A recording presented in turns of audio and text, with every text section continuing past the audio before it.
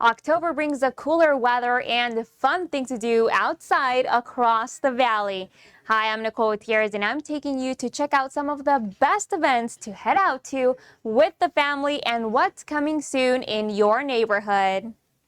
The birria craze is taking over the Arizona State Fair's new food menu items. Here's a look at some of the new treats and dishes you'll want to save room for when you head out to the fairgrounds. You know, everybody loves the funky fair food at the fair. This year we have pickled tamale bites. So it's pickles and cheese inside masa, tamale masa in a little ball, and then you also have nacho cheese on the side to dip in it. Oh my gosh, we have so many things with birria. We have quesadillas, birria tacos, and then we also have something more on the wild side, birria egg rolls. I mean, when have you tried that? I've never tried it. I haven't never seen it. So you can get that here at the fairgrounds. You know, if you're more of a sweet tooth, we have the new peaches and cream funnel cake. So it's a little twist to the traditional funnel cake, peaches topped with whipped cream and some cinnamon drizzled on top. We also have ice cream churro sundaes. So ice cream churros with chocolate drizzle and sprinkles. You know, when you come to the fair, you don't think healthy food, right? But you're wrong. There is some healthy options. So if you want to come to the fair and still have, fun food, but, it's a little on the healthier side, we have crispy chicken wraps, and also crispy chicken salad. We also have sweet Thai chili fries. So it's sweet chili sauce on top of crispy chicken on top of fries. So the Arizona State Fair opens Friday, September 22nd and runs all the way to Sunday, October 29th. So that's 6 full weeks of the Arizona State Fair. You have until October 29th to visit the Arizona State Fair. But how much will it cost to go? Our Kaylee O'Kelly gives us the full breakdown for a family of 4. Let's start with parking. Depending on how close you park, you'll spend between $8 and $30. We'll use the cheapest option. Then tickets, they're $15 a person. It means $60 for a family of 4, unless your kids are 7 years of age or younger. They get in for free. Rides are going to cost you extra. Prices vary depending on how many tickets you buy. On average, I'm told each ride will cost you about $5. So figure the kids want to ride about 4 rides. It's about 40 tickets, and that's $50. Then there's the fair food. If you're planning to eat dinner, that'll run up to $20 a meal, which shakes out to roughly $50 a person. The Desert Botanical Garden brings a Oaxacan tradition to the valley this month with its rendition of Guelaguetza. Here's a look at the Mexican tradition. So we collaborated with partners from different parts of the country, mostly from California. So they are performers and musicians who come here, and we recreate the festival as it happens in Oaxaca. So it's a series of dances representing each of the regions of Oaxaca. Oaxaca has 8 different regions, which each with their own culture and costumes and traditions and their own music and dances. So the group recreates those dances here during the Guelaguetza festival. We also bring artists and some people who perform like the music, and also they bring out things to sell for traditional from Oaxaca. So they bring clothes, they bring shoes, they bring art crafts that are handmade in Oaxaca by artists who come from generational knowledge of this, how to make these artifacts. So they're coming here. We're gonna also have food from Oaxaca. So the main idea is to recreate as close as we can the festival in Arizona. So as a way to just share our culture and also have a little bit of Oaxaca here for the people who live here in Arizona. And normally it's celebrated in July, but here in Arizona that's not practical because in July we have 110 weather, it's sunny. It's just not safe.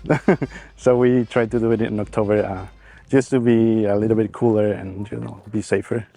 As valley temperatures cool down, there are more chances to shop locally and take advantage. Here's what you need to know about the West Valley Farmers Market's fall season. So we run our Arrowhead Farmers Market every Saturday, and that one, it's going to be our biggest season yet. We've actually been open for 16 years now, and in this location we've been there since 2020, and we have almost 180 vendors every week with fresh produce, local meat, raw dairy, raw honey. We also have a few local artisans as well, and some fun kids activities like a bounce house and a barrel train and a petting zoo and things that the whole family can enjoy. But lots and lots of small businesses will be out there, tons of food, and even food trucks are going to be there, so definitely come hungry and thirsty. And then we have our new market starting in North Peoria at the Liberty High School, and that'll be every Sunday from October through April, excluding holidays.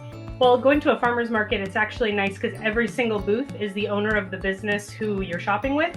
So if you have detailed questions about, what is grown with the produce, like how the soil is, or if there's pesticides or anything like that, or when it comes to buying your meat, talking to the actual rancher about how those animals are raised and what they are eating and if they're getting any hormones. Same thing with the local dairy as well, and the fresh eggs. They're coming from, backyard farmers instead of the big, large producers. So that's pretty cool with farmers markets. You can actually talk to the people who grow and harvest your food, and that's just something you don't get at the store. America's friendliest airport is definitely becoming one of the tastiest with the shakes, burgers, onions, and a lot more with Bobby Flay right here in the Valley. I love the food of the Southwest, and I actually love the city of Phoenix and Scottsdale. It's a lot of my friends have restaurants here, so I'm happy to join them. Yeah, so at Bobby's Burgers, look, it's where we consider ourselves the best in burgers, fries, and shakes. Everything is handcrafted. Tons of flavor. That's what I'm all about, and we make that happen at Bobby's Burgers as well. My go-to order is a bacon crunch burger, a pistachio shake, and some buttermilk onion rings or fries. Our burgers have tons of flavors. We use certified Angus beef for our burgers as well, and I teach the staff the same technique I would in my high-end restaurants as well. But we really think about every component of everything in the burgers and the fries and the shakes. This October, you have the opportunity to see up close Fernando Botero's art. From his oil paintings to his massive sculptures, here's where you can see the world-renowned artist exhibit in the Valley. So right behind these doors here is a really special exhibition. It's called Fernando Botero El Maestro, and it's an indoor gallery exhibition that features the master's paintings, small sculpture, a lot about his life and work, a lot about his inspiration and motivation as an artist. We have two monumental sculptures by Fernando Botero, and they are monumental. One of them is called Dressed Woman, and she's 12 feet tall. She weighs 2,500 pounds. And the other piece is Reclining Woman, and she's gracefully set in the garden near these really, sculptural cactus and plants. There's a lot of really interesting dialogue going on there. And she's an 11-foot wide figure and weighs 3,400 pounds. So the access to this exhibit is included with price of admission. This is an amazing opportunity to learn about the impact of an artist's life and work, to be able to have this add to your experience and enrich your experience coming to the garden, to be able to see this living museum of desert plants alongside these incredible world-renowned artworks. This exhibit opens to the public October 7th and is on view through March 31st. Enjoy wine tastings, walk through vineyards, and of course, relax. ABC15's Ashley DiMartino shows us how a short drive up north will make you feel like you're in Tuscany. Located above the heat of the desert and below the cold of Arizona's high country sits a pocket of jagged mountains, mesas, and buttes along the Verde River. A lot of people think of Arizona and they don't realize that we have award-winning wine made here. Rich in history, beauty, and exquisite wines, this is where wine enthusiasts go to pop some bottles. This is the best time of year to escape up to the Verde Valley wine country. With 25 vineyards to tour along the trail, your weekend getaway to wine country can be packed full of adventure.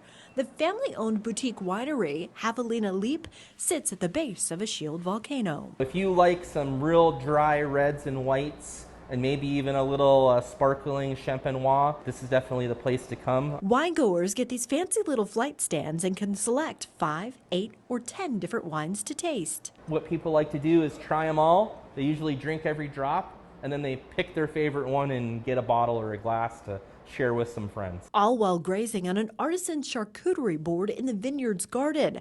They also offer tours, live music, and food trucks on the weekends. It speaks for itself. It's stunning here. Just down the trail is Page Spring Cellars. We're right on the Oak Creek. We have spring water on our property. It does not feel like you're in Arizona. Toast with friends in the tasting room as you sip and savor their wines. Experience the little moments. Relax in one of the shaded verandas or stroll the beautiful grounds. Enjoy a creekside yoga session or massage. And bring your appetite. The bistro offers a collection of tapas, cheese boards, salads, and more. Positioned in the heart of Arizona's wine country, the feel of Tuscany and the Alcantara vineyards. You can walk the vineyards. Please don't eat the grapes. We have a wedding chapel. We have horses. The river runs through our property, so we have kayaking. We have Jeep rides, so you can book a Jeep.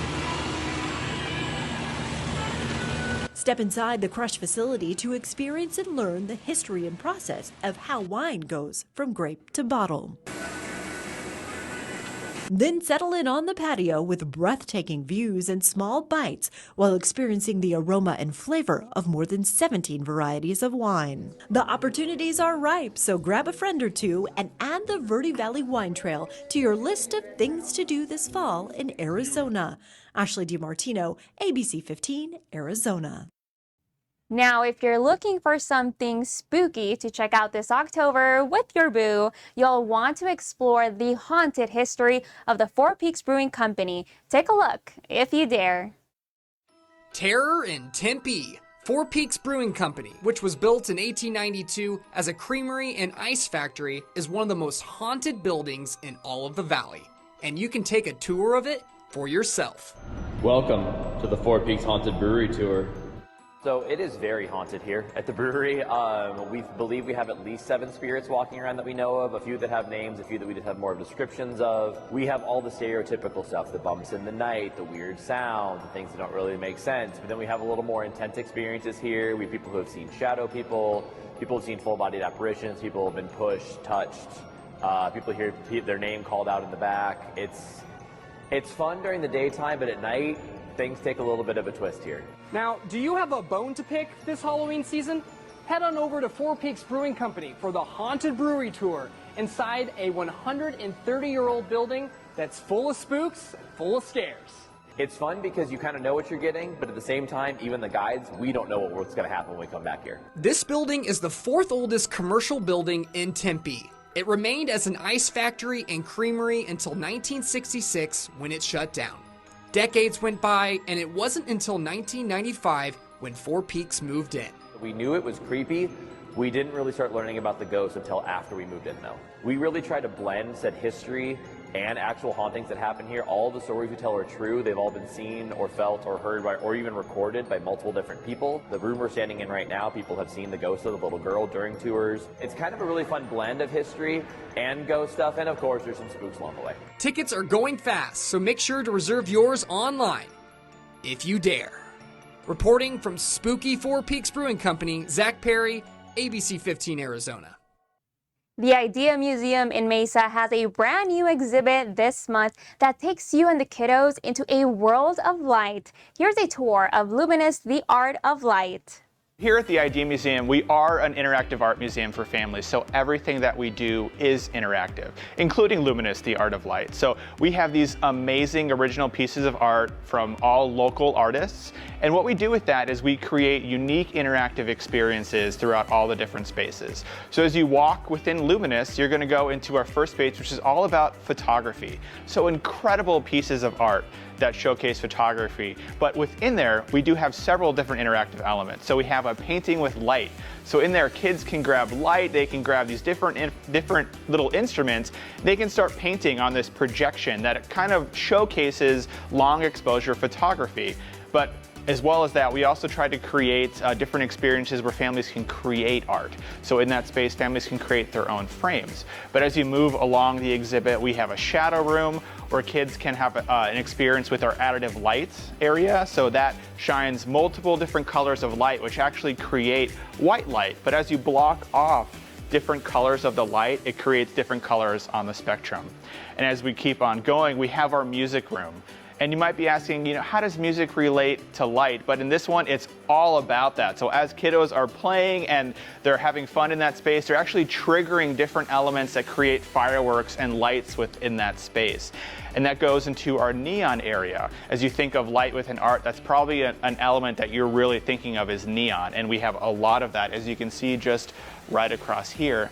And we move into our interactive spaces right in this area. So we have our light tables where families can create and build upon light. And just keep on going in the exhibit here to our painting area. We have lots of incredible pieces of art in our painting area and experiences where families can create that art in there.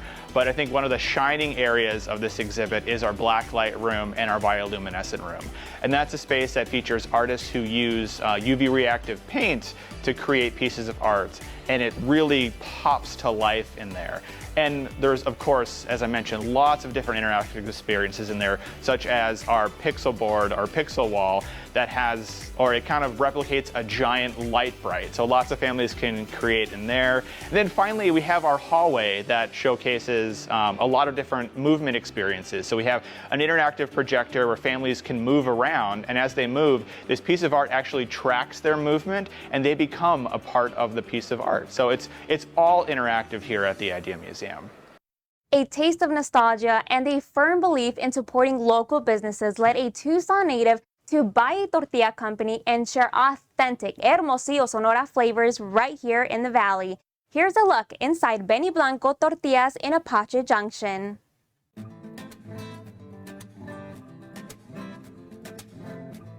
I've had folks try my tortillas for the first time, and they get a look on their face and they say, this tasted just like my nana's. It takes them back to when they were a kid. And I had one gentleman tell me he'd never had anything like it outside of Obregon. And when somebody tells me that what I make is real, authentic Mexican-style tortillas, that just makes me come alive.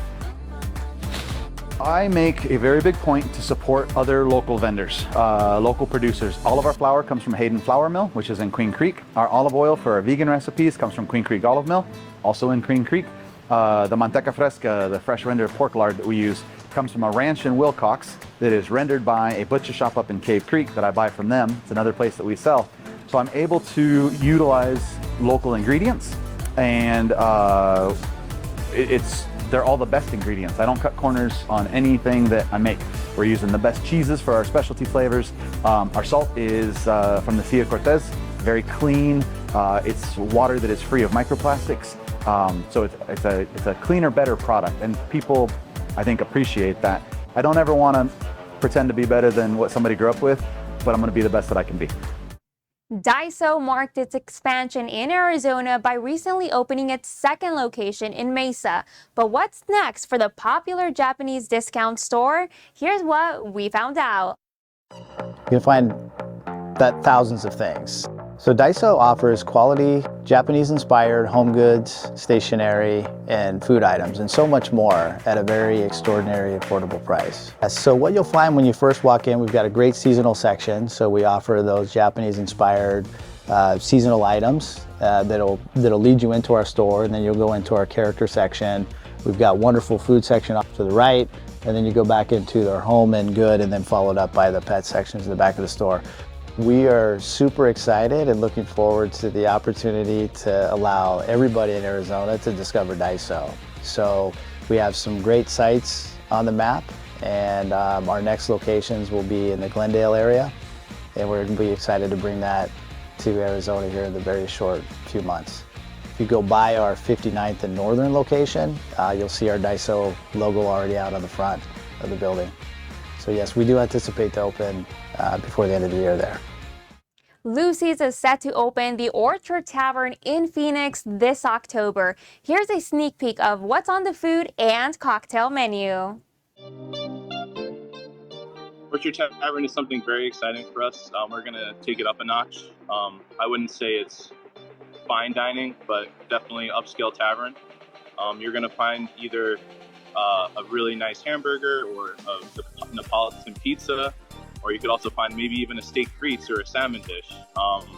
we have a really cool dish coming your way, a Chipotle chicken cheddar biscuit pot pie that I'm very excited about. I haven't seen it anywhere else. We're also going to do social hour, aka happy hour, every day of the week to start. So we're going to have 8 specialty cocktails, 8 beers on tap. We're going to stay very crafty on tap. And we're also going to have a nice beer menu, wine list.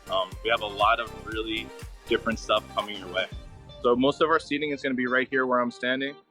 We're going to have these beautiful houndstooth booths put in, hopefully this week. And then this whole top will be enclosed.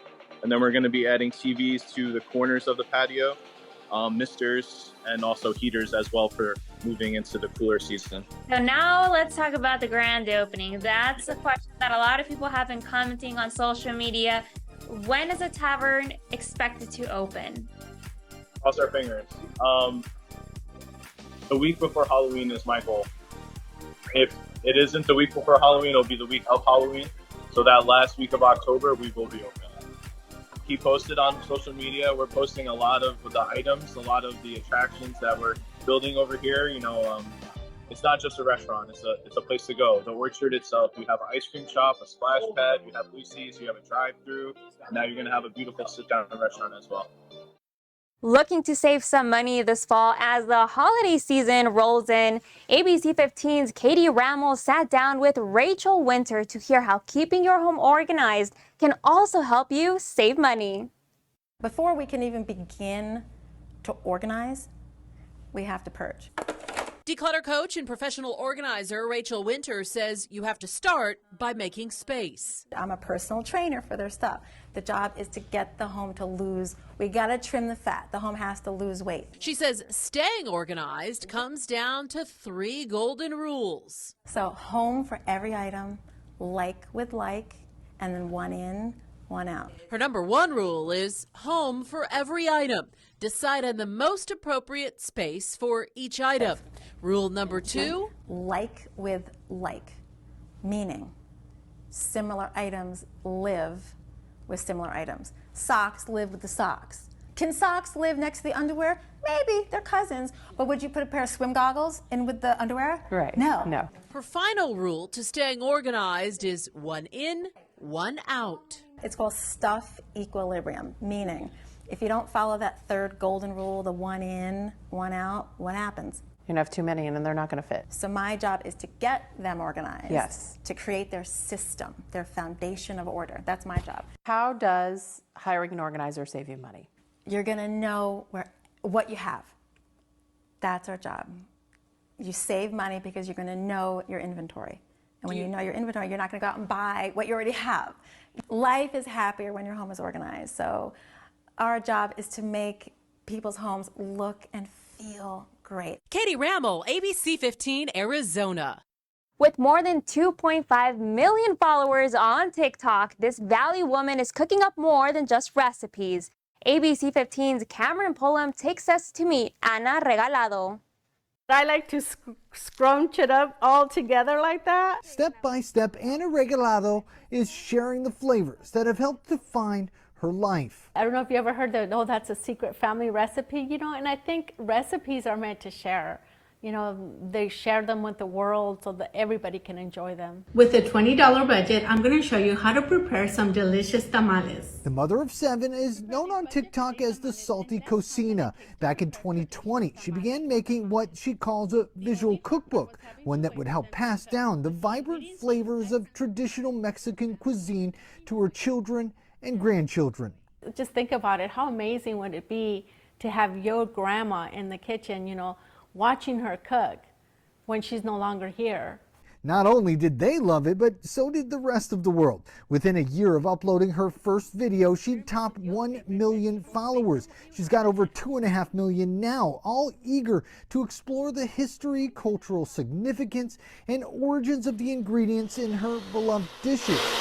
Her engaging and authentic personality now giving her a platform she never could have imagined. Each video is a testament to her commitment to spreading the richness of Mexican flavors while savoring all she learns about other cultures as well. I've learned so much from different cultures as well as mine. Everybody's cultures are different, but in a way that kind of similar. so we can all embrace each other. I can tell you her food is delicious, so it's no surprise so many have embraced this grandmother from Maricopa as their own. I always tell my husband, a family that cooks together stays together. I'm ABC15's Cameron Polam, and that's Uplifting Arizona. From new events to being in the know about new business developments in your area, visit abc15.com/things to do.